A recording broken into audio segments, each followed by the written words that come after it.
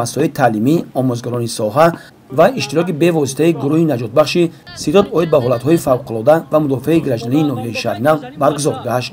نخست در صحن مؤثر با اشتراک نمایندگان مقامات اجرایی حکومت دولتی ناحیه شهرنو جمع آمد برگزار گشته، معروضه‌های آموزگاران و نمایندگان ستاد اوید به حالت‌های فوق‌العاده و مدافع گرجدنی ناحیه در موضوع راه‌های حفظ خوانندگان در حالت‌های فوق‌العاده شنیده شد. دادن بانگ خطر، عمل نمونوی خوانندگان هنگام رخ دادن زمین لرزه، آتش گرفتن و به وقوع پیوستن صدمه در انشاءات آغاز گشت. خوانندگان صنف‌های بالایی به گروه‌های نجات بخش و یاری رسان جدا گشته با چست و چالاکی در عملیات اشتراک نمودند. در این لحظه‌های حساس کارمندان قسم آتش نشانی، یاری تجلی و گروه نجات بخش اوید به حالت‌های فوق‌العاده و مدافع گرجدنی نزد مؤسسه تحصیلات میانه عمومی در جای حادثه حاضر شدند و برای رفع عاقبت‌های زمین لرزه کمک عملی خود را رسانیدند.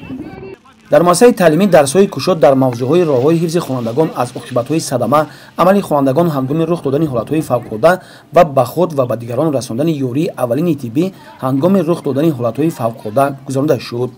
از جانب ماموریت مکتب، شعبه معارف و ستاد اوید به حالت‌های فوق‌العاده و مدافع گرجدنی به بهترین اشتراکچیان افتخارنامه و تحفه‌های خاطره‌ای تقدیم کرده شد.